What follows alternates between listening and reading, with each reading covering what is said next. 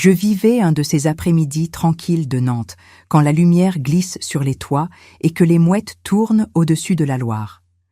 J'arrosais mes plantes du balcon, en pinçant les feuilles sèches des géraniums, quand mon téléphone a vibré sur la table. Le prénom de mon fils s'est affiché. Éric. Juste en dessous, la photo où il sourit en tenant Louis, mon petit-fils, tout rond, tout doux. Rien qu'à voir cette image, mon cœur s'est adouci. « Allô, maman, tu as un moment ?»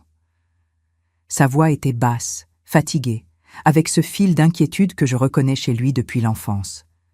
Derrière, j'ai entendu un petit gémissement, puis un vrai pleur de bébé, aigu, qui perce l'oreille et vous serre la poitrine. Éric a soufflé longuement. « C'est Louis. Sophie n'en peut plus. Elle dort à peine. Moi, je fais ce que je peux, mais on n'y arrive pas. Est-ce que tu pourrais venir quelques jours ?» Je me suis entendu répondre avant même d'y penser. « Bien sûr que je viens. » Les mots sont sortis naturellement, comme si je les avais préparés depuis des semaines. La vérité, c'est que l'appartement est devenu trop silencieux depuis la mort de mon mari. Je m'y suis habituée, oui, mais il reste cette place vide à table et cette façon qu'a le soir de s'étirer, un peu trop long. Alors l'idée d'être utile, de bercer un bébé, de sentir une petite tête s'appuyer contre mon épaule, cela m'a traversé comme une bouffée d'air. Nous avons dit l'essentiel. Nous sommes à Lyon, tu sais ? Bien sûr que je sais. Je prends un train à grande vitesse demain matin, j'arrive à la gare de Lyon-Part-Dieu dans l'après-midi. Il a répété « merci », comme on répète une prière. J'ai raccroché et j'ai regardé mon salon, mes livres, mon fauteuil, tout se calme. Je me suis dit « allez Claudine, on se bouge ». J'ai sorti la valise de dessous le lit. Dedans, j'ai posé quelques vêtements simples, des chemisiers en coton, un gilet chaud pour les soirées, des chaussures plates. J'ai ajouté un pyjama en coton biologique pour Louis, trouvé la semaine dernière au marché de Talensac, tout doux, couleur crème. Pour Sophie, j'ai glissé une petite crème au collagène et un baume pour les mains. J'ai pris aussi mon vieux guide de puériculture. Les méthodes ont changé, c'est certain. Mais les bébés restent des bébés. Le rot, le bain tiède, le ventre qu'il faut masser quand les coliques se mettent de la partie. J'ai souri toute seule à cette pensée. Le soir, je n'ai presque pas dîné. Un yaourt, une compote, un morceau de pain.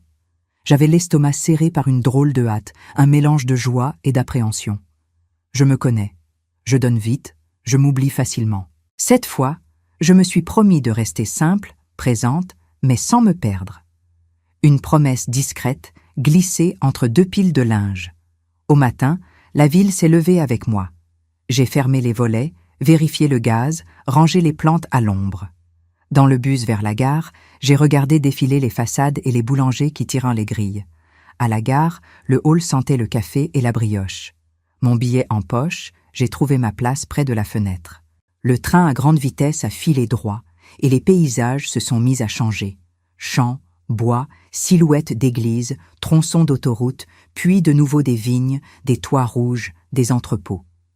J'ai fermé les yeux parfois, bercé par le roulis régulier, avec ce bourdonnement qui vous fait presque croire à la mer. Je pensais à Éric, à l'enfant qu'il avait été. Un petit garçon sérieux qui ne voulait pas déranger, qui se rongeait les ongles avant les contrôles. Je pensais à Sophie, que je connais encore mal.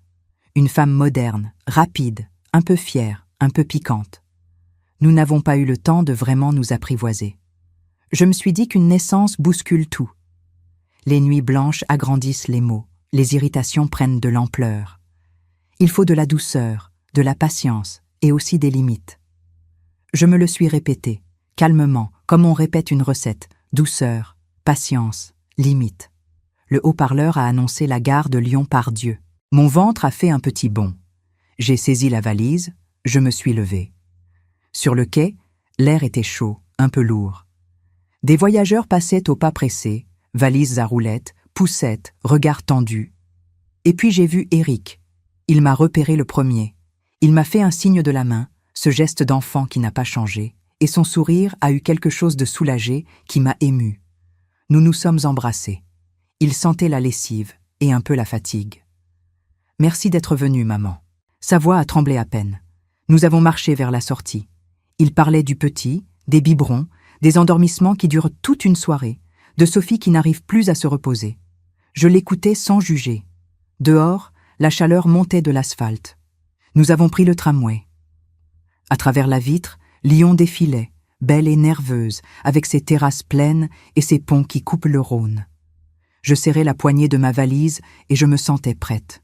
Prête à aider, prête à tenir, prête à rester moi.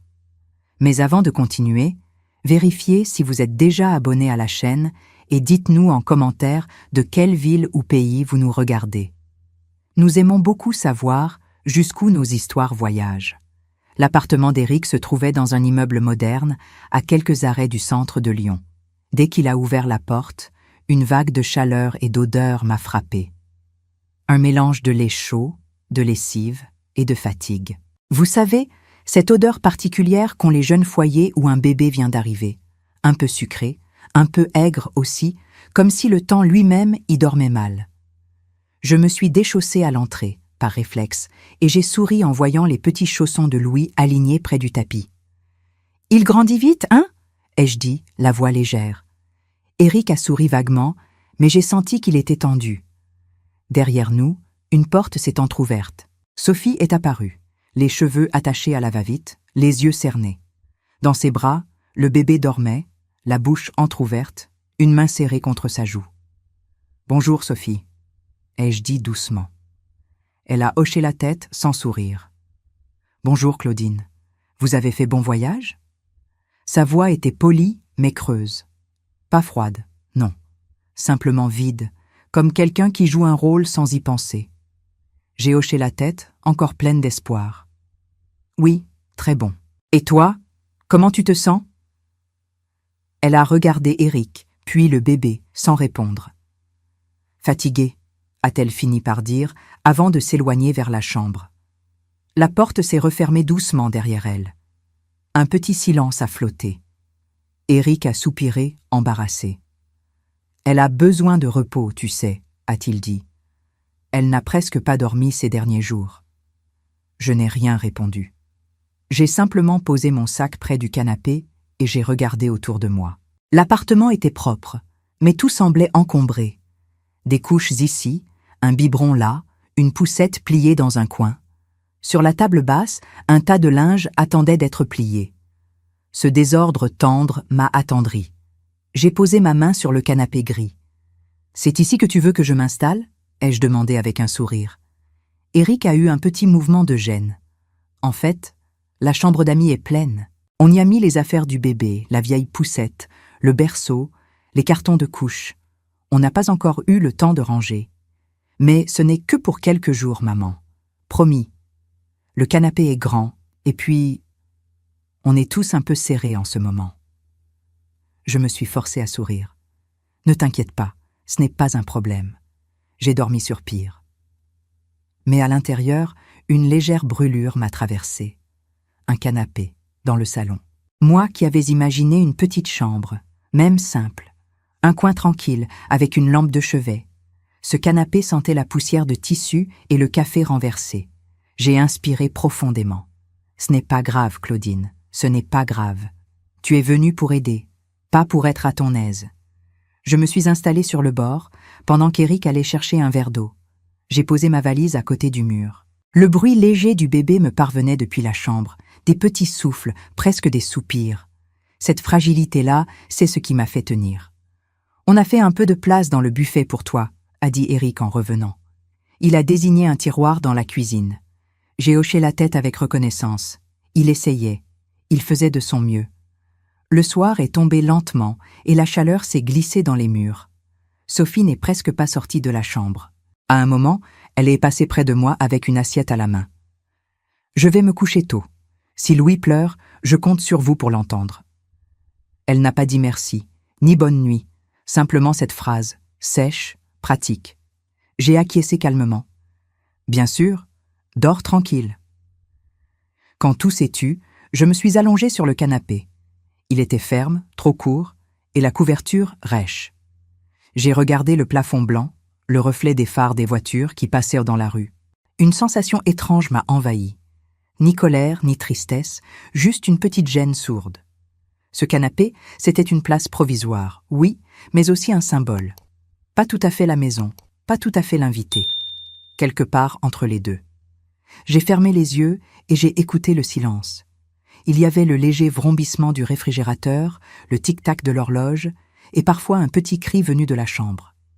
Je me suis tournée sur le côté, cherchant la position la moins douloureuse pour le dos. Ce n'est que pour quelques jours, ai-je murmuré. Quelques jours, et tout ira bien. Et pourtant, quelque chose en moi savait déjà que ces quelques jours allaient peser plus lourd que je ne l'imaginais. Les premiers jours se sont fondus, les uns dans les autres, comme une longue journée qui ne finit jamais. Le matin, je me levais avant tout le monde, encore engourdi du canapé gris. La couverture glissait chaque nuit et je me réveillais le dos raide, les bras picotants. Le salon donnait sur le balcon et la lumière du jour passait à travers les rideaux fins dès 6 heures. Pas besoin de réveil. La chaleur est arrivée vite, une chaleur lourde, épaisse. L'appartement, orienté plein sud, gardait la chaleur comme une boîte fermée. Pas de climatisation, juste un petit ventilateur qui faisait un bruit de moustiques fatigués. Et justement, des moustiques, il y en avait. Une armée invisible. Chaque nuit, ils trouvaient une brèche dans la moustiquaire. Je finissais couverte de piqûres, à moitié endormie, à moitié en train de me gratter. Le jour, je m'occupais de Louis presque sans m'en rendre compte. Sophie disait qu'elle allait se reposer un peu et fermait la porte de la chambre. Parfois, je l'entendais rire doucement au téléphone. Moi, je berçais le petit, je lavais les biberons, je repliais le linge. Éric partait tôt le matin, rentrait tard le soir, les épaules tendues. Il me disait toujours la même phrase. « Merci, maman, tu nous sauves. » Et ça suffisait à me faire continuer. Louis, lui, était adorable, mais épuisant. Il dormait par petits morceaux, pleurait souvent sans raison apparente. Je marchais dans le salon avec lui dans les bras, doucement, en lui chantant des bribes de vieilles chansons. « Dodo, mon petit Louis, dodo. » Parfois, il se calmait, posait sa petite tête contre mon épaule, et dans ces instants-là, je sentais que tout valait la peine. Un après-midi, la chaleur est devenue insupportable. Le thermomètre du mur indiquait 35 degrés. Louis avait les joues rouges, la nuque trempée de sueur. Il gémissait sans arrêt, refusait le biberon. J'ai posé ma main sur son front. Il brûlait. Pas de fièvre, juste la chaleur du corps qui ne sait plus où se mettre. Je l'ai déshabillé doucement, gardé seulement la couche, et j'ai regardé le vieux climatiseur accroché au mur du salon. « Ce truc fonctionne encore ?» ai-je murmuré pour moi-même. Il y avait de la poussière sur les ailettes, mais la télécommande était là, sur la table. J'ai hésité, puis j'ai appuyé sur le bouton. Le climatiseur a grogné un instant, puis un souffle d'air frais est sorti, doux, presque silencieux. En quelques minutes, la pièce a commencé à respirer. Louise aussi. Ses pleurs se sont apaisés, sa respiration est redevenue régulière. Il s'est endormi contre moi, les doigts encore fermés sur ma blouse. Je me suis assise doucement pour ne pas le réveiller, et je suis restée là, à profiter du calme et du petit miracle de la fraîcheur. Soudain, la porte de la chambre s'est ouverte brusquement. Sophie est sortie, les cheveux attachés en désordre, le regard dur. Elle a traversé le salon sans un mot et a éteint le climatiseur d'un geste sec. Le silence s'est refermé aussitôt, lourd et brûlant.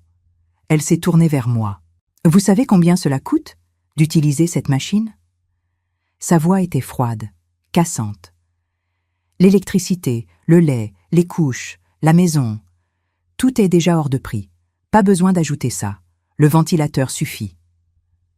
Je suis restée muette, figée avec le bébé endormi dans les bras. J'ai voulu dire que ce n'était que pour un instant, que Louis avait chaud, qu'il étouffait, mais aucun mot n'est sorti. Sa façon de me parler m'a glacée. Pas un reproche de famille, non, mais un ton d'employeuse à domestique. Elle a soupiré, a pris une bouteille d'eau sur la table et a disparu dans la chambre. La porte s'est refermée. J'ai fixé le mur pendant un long moment. Le bruit du ventilateur a repris, tournant lentement, sans efficacité. L'air chaud collait à ma peau. Louis bougeait dans mon bras, inconscient de ce qui venait de se passer. J'ai senti mes yeux piquer. Pas de colère, pas de tristesse, juste une sorte d'usure. Je me suis levée J'ai porté Louis jusqu'à la porte-fenêtre, et j'ai ouvert légèrement. Un filet d'air a caressé son visage. Il a soupiré dans son sommeil. Moi aussi. Ce soir-là, j'ai compris quelque chose de simple. Dans cette maison, ma présence ne comptait pas vraiment. J'étais utile, oui, mais invisible. Pas une invitée, pas une mère, encore moins une grand-mère. Juste une paire de bras qui berce, une ombre qui range. Quand la nuit est tombée, j'ai repris ma place sur le canapé gris. Le tissu collait à ma peau, le dos me faisait mal, et les moustiques ont recommencé leur danse. J'ai fermé les yeux, sans savoir si je dormais encore ou déjà rêvais, et je me suis dit, pour la première fois, il va falloir que je rentre chez moi. Le lendemain matin, je me suis réveillée avant le soleil, encore collée au canapé.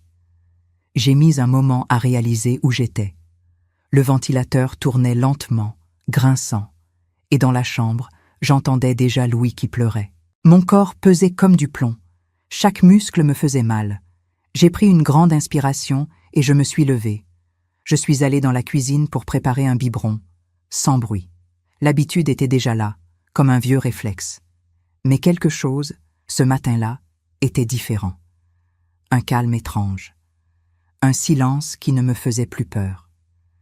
J'ai regardé autour de moi, ce salon où je n'avais jamais vraiment trouvé ma place. Le canapé gris, la table pleine de miettes, la pile de linge, tout cela m'a soudain semblé très loin, comme si j'étais déjà partie. Quand Éric s'est levé, les yeux encore gonflés de sommeil, je l'attendais avec une tasse de café. Il m'a souri, reconnaissant, sans voir la décision qui me brûlait les lèvres. « Éric, ai-je dit doucement, je vais rentrer à Nantes. » Il a levé la tête d'un coup. « Quoi ? Déjà ? Mais maman, tu viens à peine d'arriver, on a encore besoin de toi, enfin, surtout Sophie. » Je l'ai regardé. J'ai vu dans ses yeux la fatigue, la bonne volonté, mais aussi cette certitude tranquille que je serai toujours là. J'ai posé ma main sur la table. « Justement, vous avez besoin d'apprendre à vous débrouiller. Sophie est jeune, toi aussi. Moi, j'ai fait ma part. » Il a froncé les sourcils, un peu perdu. « Si c'est à cause d'hier, de la climatisation, maman, ne prends pas ça trop à cœur. Sophie est à bout, tu sais bien, ce n'était pas contre toi. » J'ai esquissé un sourire. « Je sais, mais il y a un moment où il faut savoir partir avant de devenir un poids. » Il s'est frotté le visage, soupirant. « Attends au moins la fin de la semaine. Je vais libérer la chambre d'amis. Tu auras ton espace, et puis Louis adore être avec toi. » Ces mots m'ont touchée, mais la décision était prise. Je n'avais plus la force de me forcer. « Non, Éric, c'est mieux comme ça. » Il a baissé les yeux, puis a sorti son portefeuille. 2 billets neufs. « Tiens, pour le voyage, et pour te remercier. » J'ai secoué la tête. « Garde ton argent, tu en auras besoin plus que moi. » Il a insisté, mais j'ai posé ma main sur la sienne. « Éric, écoute-moi. Je ne veux pas qu'on transforme ce que j'ai fait par amour en service payé. Ce n'était pas ça, tu comprends ?» Il a hoché la tête lentement, les lèvres serrées. Le silence s'est installé entre nous, un silence de choses comprises mais pas dites. J'ai fait ma valise. Très peu de choses à ranger. Une brosse, quelques vêtements, le pyjama de Louis que j'avais lavé la veille. Je l'ai plié soigneusement, posé sur le berceau, et j'ai caressé sa petite tête endormie. Ses paupières battaient, comme s'il rêvait déjà. « À bientôt, mon trésor », ai-je murmuré. Sophie n'est pas sortie de la chambre. Peut-être qu'elle dormait, peut-être qu'elle faisait semblant. C'était mieux ainsi. Éric m'a accompagné jusqu'à la gare. Nous avons marché sans trop parler. Il faisait lourd, le ciel bas, un air d'été fatigué. Quand le train est arrivé, il a pris une grande inspiration. « Appelle-moi quand tu seras rentré, d'accord ?» J'ai souri. « Promis. » Quand le train a démarré, j'ai regardé par la vitre la silhouette de mon fils qui s'éloignait. Il avait l'air d'un petit garçon perdu. Et pourtant, il était père maintenant. Il devait apprendre à l'être sans moi. Le trajet du retour m'a paru plus court, peut-être parce que j'avais cessé de me débattre avec mes émotions. J'étais vide, mais d'un vide apaisé. En arrivant chez moi, j'ai posé la valise dans l'entrée. La lumière de fin d'après-midi passait à travers les voilages, douce et dorée. Tout était à sa place. Le silence, cette fois, m'a paru bienvenu. J'ai allumé la radio, juste un fond de musique. Puis je me suis assise dans mon fauteuil. J'ai repensé à tout, aux années de travail, aux sacrifices, à ces virements mensuels que j'envoyais à Eric depuis la mort de son père. Au début, c'était normal. Aider un jeune couple, soutenir son fils. Mais peu à peu, ce geste simple était devenu un devoir, une habitude qu'il ne voyait plus comme une aide, mais comme quelque chose d'acquis. Je me suis massé les mains, usé, taché par le temps. J'ai pensé à mon mari. « On a trop donné, hein ?» lui ai-je murmuré intérieurement. Et maintenant, ils ne savent plus ce que ça vaut, un effort. Je n'étais pas triste, pas vraiment, juste lucide. Donner sans mesure finit par effacer celui qui donne. Et moi, je voulais exister encore un peu. Pas comme la mère qu'on appelle à la rescousse, mais comme Claudine, tout simplement. La fin du mois est arrivée comme toujours, discrètement. Avant, ce jour-là, j'ouvrais mon ordinateur, j'allais sur mon espace bancaire et sans réfléchir, je faisais le virement pour Eric. 3 000 €, une somme ronde, devenue presque automatique. Je n'y pensais plus vraiment. C'était ma manière de les aider, de me sentir utile, d'exister encore un peu dans leur quotidien. Mais ce matin-là, j'ai ouvert la page et je me suis arrêtée. Le curseur clignotait devant la case « Montant ». Mes doigts hésitaient. Je me suis revue, seule sur ce canapé gris, étouffant de chaleur pendant que Sophie me parlait comme à une femme de ménage. Je me suis revue portant Louis toute la nuit pendant qu'eux dormaient derrière une porte close. Et tout à coup, j'ai compris. Ce virement, ce n'était plus de l'amour, c'était une chaîne, une façon de continuer à mériter leur respect. Alors, j'ai simplement fermé l'ordinateur, sans colère, sans tristesse, juste un geste clair, fini. 3 jours plus tard, le téléphone a sonné. C'était Eric. Sa voix était hésitante, presque gênée. « Maman, tu as oublié quelque chose ? » ?»« Non, je ne crois pas. Pourquoi ? » ?»« Eh bien, le virement du mois. Il n'est pas arrivé. Je pensais qu'il y avait eu un problème technique. J'ai pris une grande inspiration.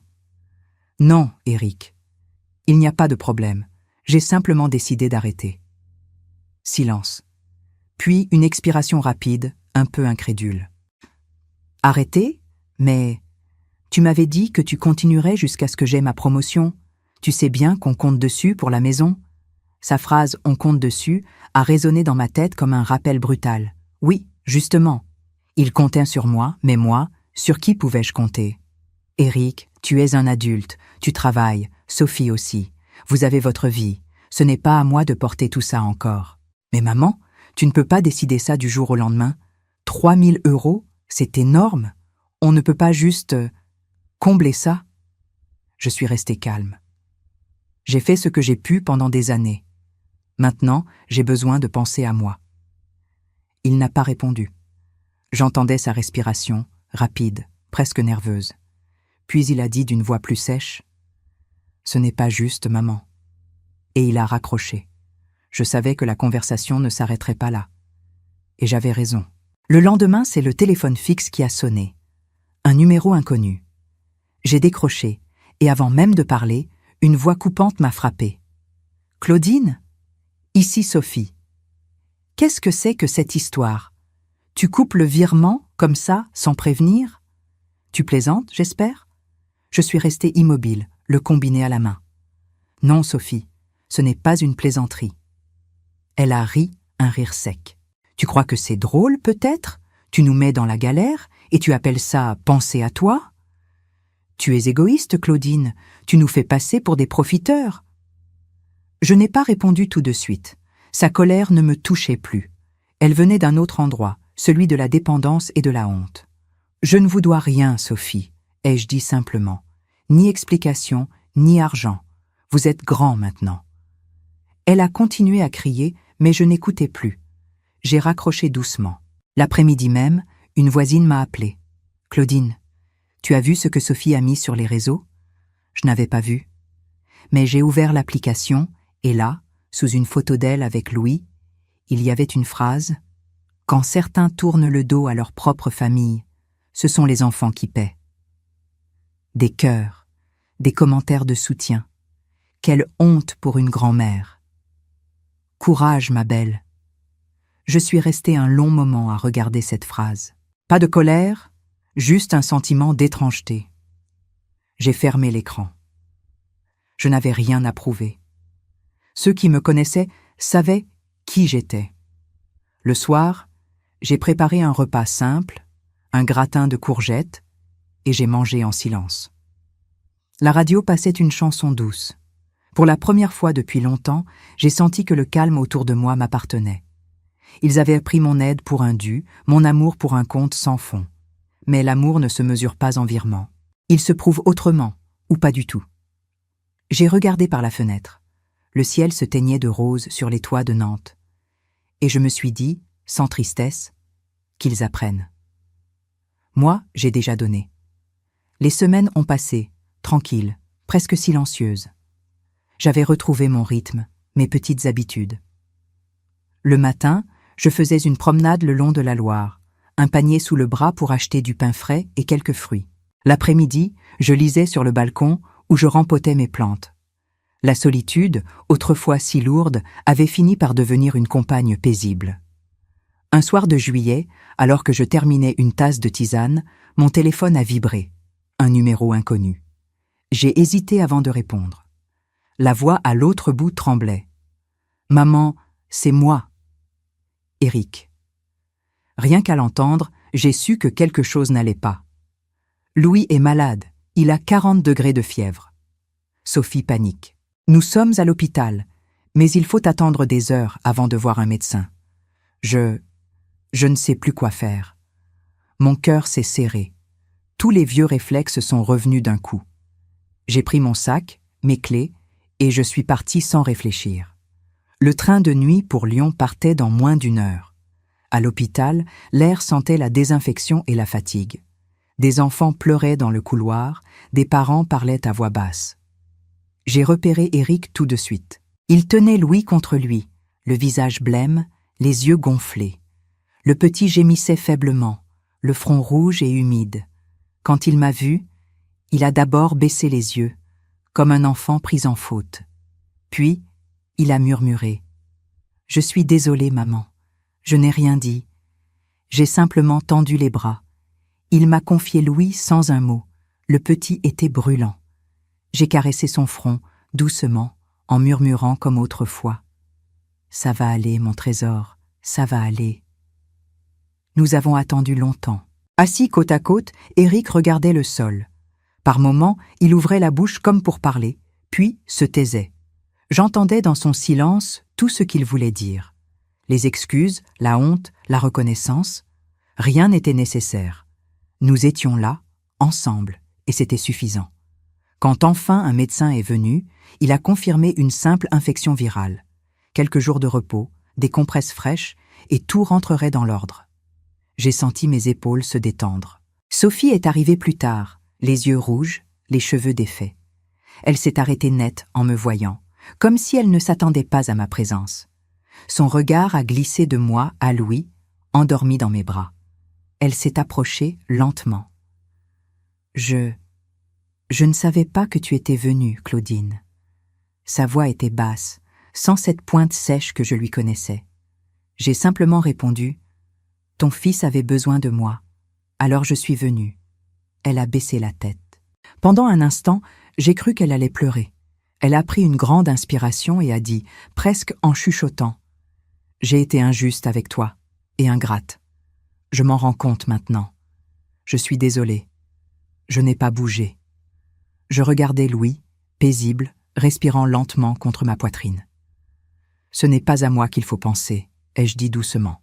« L'important, c'est lui. » Elle a hoché la tête. Puis, sans prévenir, elle a posé sa main sur mon bras. Un geste timide, mais sincère. Nous sommes restés là quelques secondes, en silence. Ce contact valait toutes les excuses du monde. Quand Louis a enfin pu rentrer à la maison, j'ai aidé à le border, à lui donner ses médicaments. Puis j'ai pris mon sac.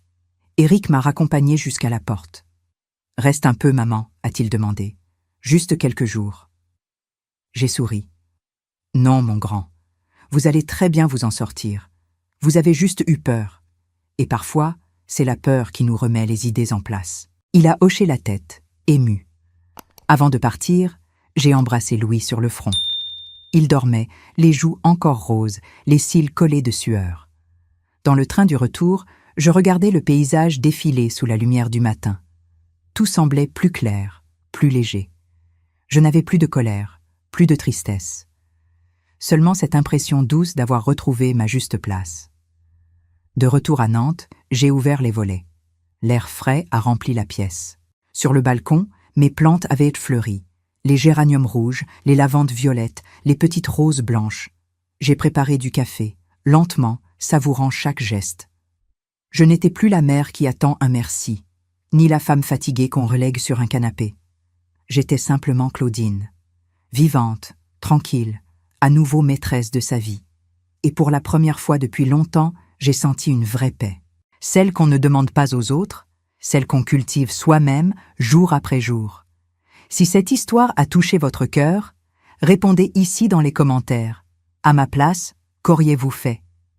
N'oubliez pas de regarder la prochaine vidéo qui apparaît sur votre écran. Elle apporte un rebondissement surprenant et émouvant qui vous captivera du début à la fin.